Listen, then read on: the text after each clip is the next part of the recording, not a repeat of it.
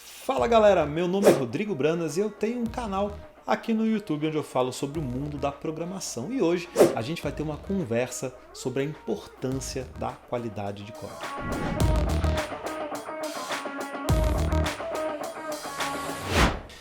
Muito bem, então vamos entender o seguinte: escrever código de qualquer jeito pode até funcionar. A questão é como se a gente estivesse contraindo uma dívida e os juros são cobrados na forma de perda de produtividade, excesso de defeito e principalmente aumento na rotatividade da equipe. Então, para que a gente possa melhorar constantemente a qualidade do nosso código, é fundamental investir em refatoração. O que é refatoração? É basicamente evoluir a estrutura interna do software com o objetivo de torná-lo mais fácil de entender e principalmente mais barato para manter. Só que assim, sem alterar o seu comportamento. E é aqui que tem um problema, porque pode ser muito difícil garantir que o comportamento não vai ser modificado. E vamos entender que mudar comportamento significa introduzir uma espécie de regressão, ou seja, introduzir defeitos. E é por isso que o segredo por trás da coragem, porque para refatorar você tem que ter coragem, né, para você pegar um código que está lá funcionando há um bom tempo, né, que já está ficando complexo, e você ter a coragem de modificar esse código, né, a coragem de fazer a refatoração, é fundamental que existam testes automatizados, tá? Então, vamos acompanhar um exemplo, né, que eu já demonstrei em várias palestras, algumas estão lá no canal inclusive, para que a gente possa entender como é que é o mecanismo da refatoração e principalmente da refatoração usando testes automatizados. Bom, agora a gente vai refatorar um código que não foi muito bem escrito, né? Na verdade, esse código serve para calcular o valor de uma corrida de táxi. Então, repara que ele recebe dois parâmetros, um é a data, né? Data e hora na verdade, e o outro é a distância. E aí, dependendo do horário, né, se for maior que 22 e menor que 6, a gente considera que é uma bandeira 2, então ele faz dist vezes 3.9. Se for getDay igual a 0, repara que isso indica que é domingo, né?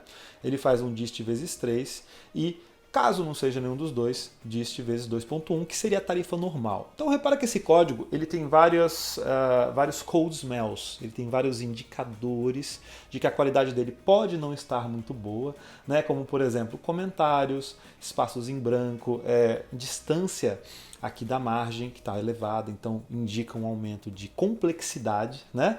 E aí a ideia agora é que a gente possa começar a refatorar esse código. Para isso é fundamental que eu tenha testes, né? Então os testes que eu tenho aqui, eles indicam cenários, né, que são capazes de cobrir esse código para evitar que a gente tenha regressão, ou seja, para evitar que a gente introduza defeitos.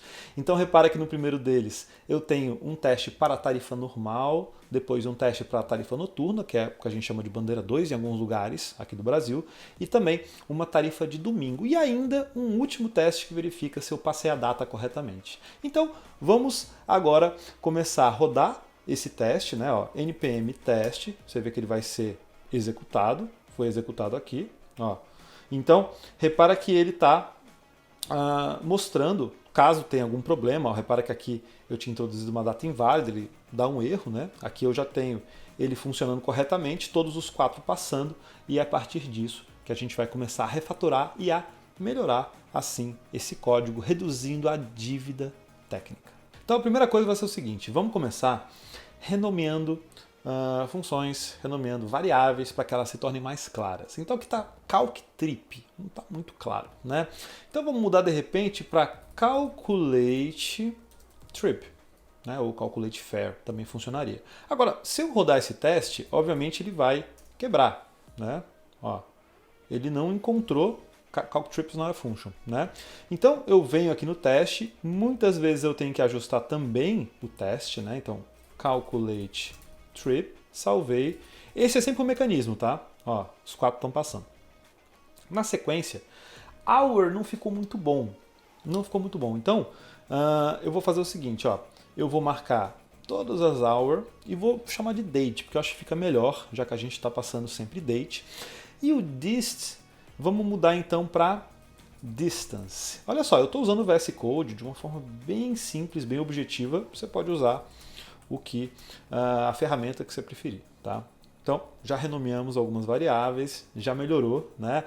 Evite usar variáveis tipo aux, temp, s1, s2, result, esse tipo de variável que não quer dizer nada. Tente usar variáveis que reflitam de fato que conceitos estão envolvidos nos seus algoritmos, né? Na sequência, a gente vai começar a fazer a extração do que a gente chama de números mágicos. Tá? Por exemplo, 22, 6, 3.9, o que são esses números mágicos? Né? Então, ó, repara que o 22 poderia ser, de repente, overnight fair. Então eu venho aqui e digo, ó, overnight fair é igual a 22. Né? Aí você pode renomear, rodar o teste, ou você pode renomear um pouco mais, né? Ó, de repente aqui, overnight fair, overnight start, eu acho que fica melhor, né? Vê que às vezes a gente renomeia uma coisa, volta, muda, ó, overnight end, né? Const overnight end igual a 6, que foi o que a gente extraiu, né? Ó, fazendo, tá passando, né? Aqui, ó, aqui sim, overnight fair fica melhor. Const overnight fair é igual a 3.9. Muito normal que você refatore uma coisa, volte, desfaça, refatore de novo, tá? Esse aqui é o 3, que é o Sunday fair. E esse aqui é o 2.1, que é o normal fair, né? Então vamos lá. Const Sunday fair é igual a 3. Const normal fair é igual a 2.1. Então a gente tem aqui os testes todos sem qualquer impacto nesse caso. Vamos rodar para ver se está tudo passando, está tudo certinho. Então, reparou que a gente já mudou mais algumas coisas aí. Está um pouco melhor esse código, né? E aí, vamos começar a reparar agora nos comentários. Comentário geralmente indica problema, tá? Porque o comentário ele serve para explicar uma coisa que o código deveria ter sido capaz de comunicar. Então você pode usar o comentário como alavanca de refatoração. Por exemplo, ó, // overnight. E se eu trocasse isso aqui para o seguinte, ó, eu vou extrair o que está dentro do if para is overnight, passando o date, né? E aí eu crio fora, né? De repente um is overnight é uma function que recebe date e que faz um return para analisar se é ou não overnight. Viu que interessante? Ó, roda o teste, porque pode ser que você tenha quebrado alguma coisa. Se quebrou, não tem problema, você identifica na mesma hora, né? Mesma coisa no isSunday. Nem todo mundo, nem todo dev que entra nesse código vai ver, getDay igual a 0, 0 é Sunday. Você tem que fazer essas associações. Então, ó, isSunday, repara, são refatorações bem didáticas, tá? Não quer dizer que isso seja necessário no seu projeto. Ó. Function date. Pensa nisso como formas de tornar o seu código mais expressivo. E aí ele perde a necessidade de ter um comentário. Estou fazendo, estou rodando o teste, está passando, está tudo verde, está funcionando. Agora vem um comentário mais perigoso. Ó. Reparou que alguém deixou linhas desligadas nesse código? Então, a gente já usa controle de versão há bastante tempo, né? SVN, CVS, Git e muitos outros. Então, não faz sentido a gente deixar essas linhas comentadas no meio do código. Então, é só apagar. Isso geralmente não vai trazer nenhum problema para a execução do teu programa. Tá? Então, evita deixar lixo dentro do código. Né? Então, falamos um pouco sobre comentários, né? O que eu vou falar agora nem é bem uma técnica de refactoring, tá? Essas linhas em branco, na verdade, esse excesso de linha em branco é uma coisa que às vezes só traz ruído, né? E não comunica. Você pode estabelecer no teu time um padrão. Olha, a gente sempre tem uma linha em branco depois de if, antes de return. Na primeira linha da nossa função, mas estabelece uma regra. Senão, cada desenvolvedor vai jogar uma linha em branco diferente em algum lugar diferente.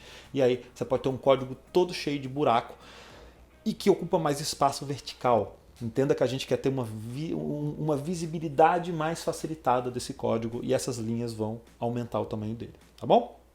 Muito bem. Agora, eu queria que a gente reparasse numa outra coisa, que é o aumento da complexidade. Tá vendo que esses ifs estão ficando muito aninhados, a distância da margem está aumentando?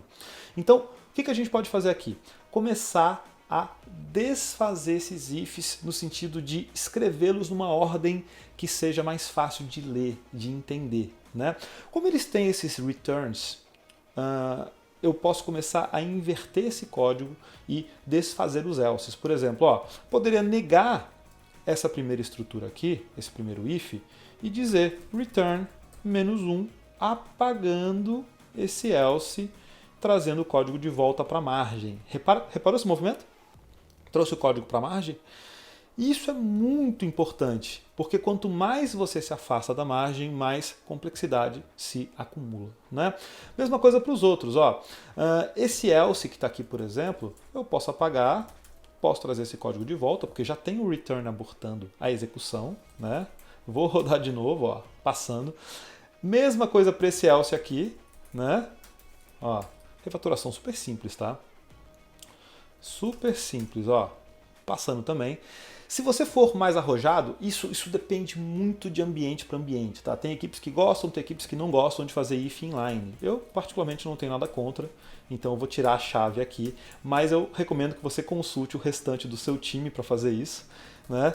Reparou que a gente simplificou um pouco mais, né? Então, a ideia é assim, vamos sempre fazer esse tipo de movimento, né? Uma outra coisa aqui também é tratamento de exceções, né? Esse -1 que a gente está validando aqui no teste, ele não é muito interessante de ser feito dessa forma, porque é como se você criasse um acordo, um contrato entre diferentes métodos, entre diferentes funções, que quando eu te mandar um -1 você faz tal coisa. Só que linguagens como JavaScript, por exemplo, tem controle de exceções, tratamento de exceções. Então, a gente poderia simplesmente aqui abortar a execução fazendo, por exemplo, um throw new error, por exemplo, wrong parameter, né? Bem simples. No momento em que eu executo isso aqui, provavelmente um teste vai quebrar, né? O último teste vai quebrar porque ele vai dizer, olha, esse erro aqui não estava sendo esperado, né?